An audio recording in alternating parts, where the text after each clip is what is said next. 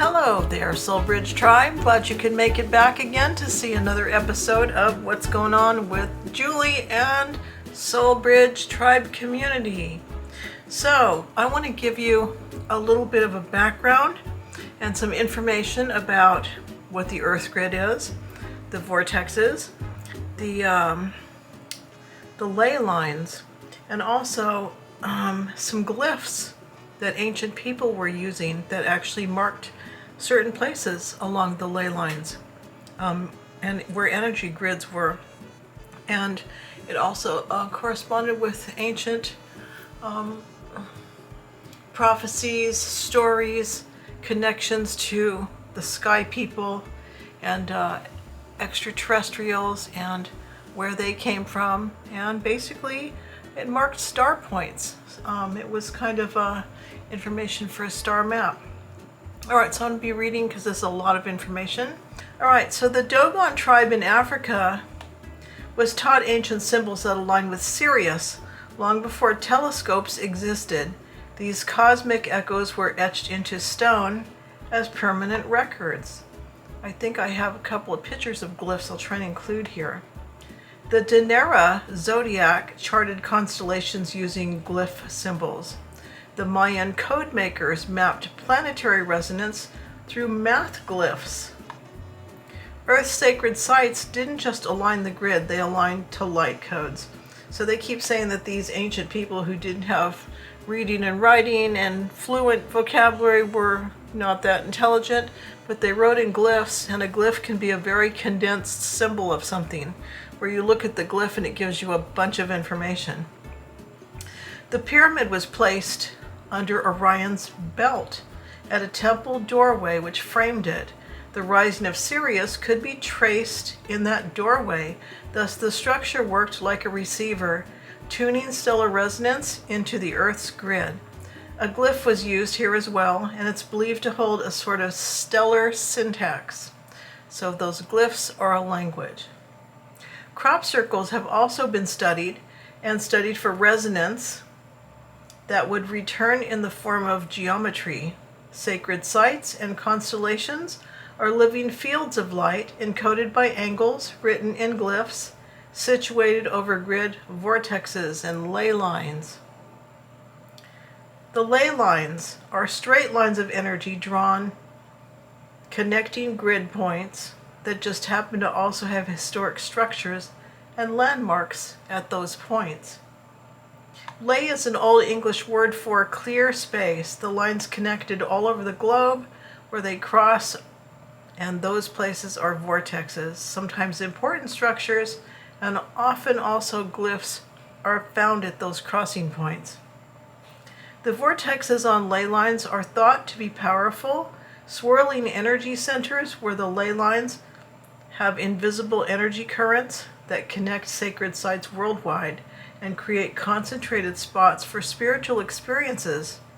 At vortexes, people tend to gather for healing, for enhanced psychic abilities, or because they're known as power nodes. They're known for intense spiritual energy. If ley lines and earth grids are not important, then why do so many cultures speak about them and fight over them? The Irish believe that ley lines are paths to fairies. The Peruvians and South Americans believe ley lines are spirit communication lines. In China, they're known as dragon lines.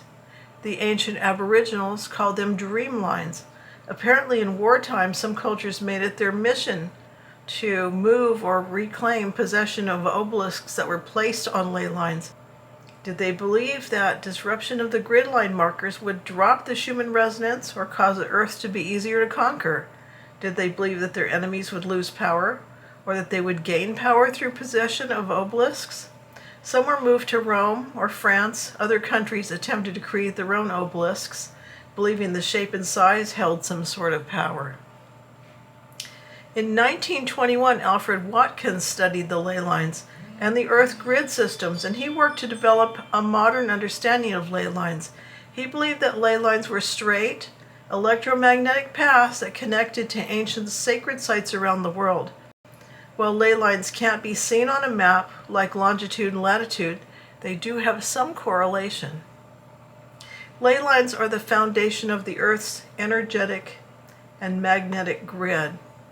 Where two lines intersect, they also appear to be aligned with astrological constellations: Stonehenge, Glastonbury, the Pyramids of Giza, Mount Shasta, Lake Titicaca, Machu Picchu, all sit at the convergent points of ley lines. The heartbeat and blood flow of Mother Earth are in these grid lines. We're connected to Mother Earth through those subtle electrical currents that run through and around our planet. Mother Earth channels energy from higher vibrational points and carries them throughout the world. For us, it's like spreading knowledge and wisdom to all the Earth inhabitants. It's also been said that Mother Earth has chakras at different points along the ley lines. While chakras in a human body balance and regulate our electromagnetic fields, so does Mother Earth use the grid and the ley lines to stabilize her energy, our planet's energy.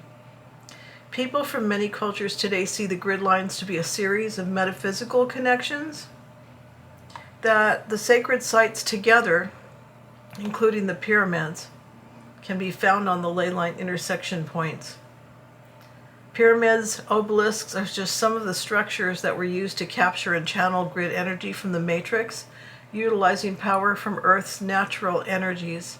In 1920, an amateur archaeologist named Alfred Watkins wrote The Theory of Ley Lines. He noticed that many of the local footpaths connected to the surrounding hilltops, they were in a straight line. Alfred concluded that in ancient times, Britain had been crossed by a network of straight traveling routes, using various hilltops and other physical features as landmarks. William Henry Black theorized that geometric lines connected monuments all over Western Europe. In 1870, two British dowsers named Black and Boothby linked the appearance of ley lines with underground streams and magnetic currents. They claimed that the crossings of negative water lines and positive aquastats explained why certain sites were chosen as holy sites. He found so many of these double lines on sacred sites that he named them the holy lines. So they would have positioned the sacred sites over where water crosses, or double crosses, I guess, two water bodies crossing. If these holy lines carry positive and negative energy, which can be detected by use of a pendulum or dowsing rods, then that would explain the ancient placement of some significant sites that would have been placed at the original locations for purely practical reasons. Building new monuments in a way that intersected with existing natural sites, ley lines, or previously scouted areas with energy vortexes. So why would conquerors steal or reposition obelisks? Obelisks are tall monuments that were said by ancient Egyptians to mark strong energy nodes where civilizations built structures to tap into power conduits. The Romans and later Europeans who plundered temples like Luxor moved these massive Egyptian obelisks. They thought they were just symbols of conquest or symbols for tribute or war spoils for the imperials to display, to place in prominent spots like Rome and Paris. They may never have had the ancient knowledge of what the obelisks were for or what power they had. Ancient knowledge suggests that ancient Egyptians were attuned to the ley lines and the monuments on them. Obelisks were seen as anchors, in which case removing an obelisk would disrupt its energy, making the site less powerful. Did they know that's what they were doing, to disempower their enemies? Terms used today to dismiss the power of the earth grid, the ley lines, the energy vortexes, include calling them New Age beliefs, pseudo-scientific theories, myths. However, those who work with the energy, they'll tell you that these sites sit at intersections of mystical lines. They form a global energy grid, and many ancient glyphs did more than mark the sacred, they mirrored the sky. How do you heal the Earth's energy grid? Energy healers use visualization and conscious intention to fix the Earth's grid by acting as a conduit for cosmic energy via intention, prayer. Some use crystals.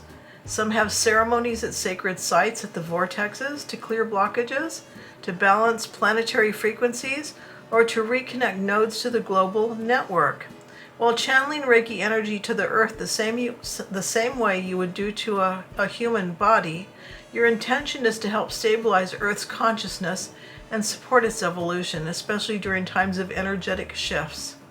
Work with the Earth grid involves meditation, sound healing, offerings, community rituals to harmonize human consciousness with the planet's subtle energy systems.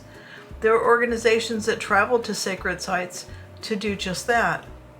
By seeing Mother Earth as a living being who is being harmed, and imagining that her body would utilize this energy the same way a human body might do, sending energy to Earth would enter her aura and go to her chakras.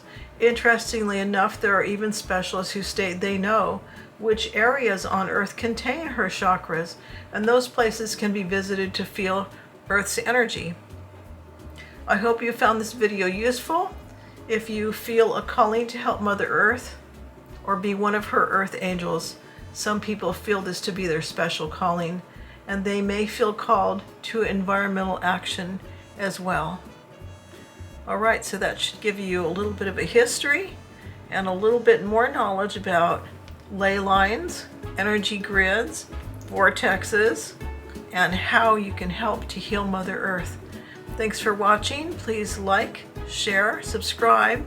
Click the link at the bottom to buy me a coffee, and I'll see you again for the next video.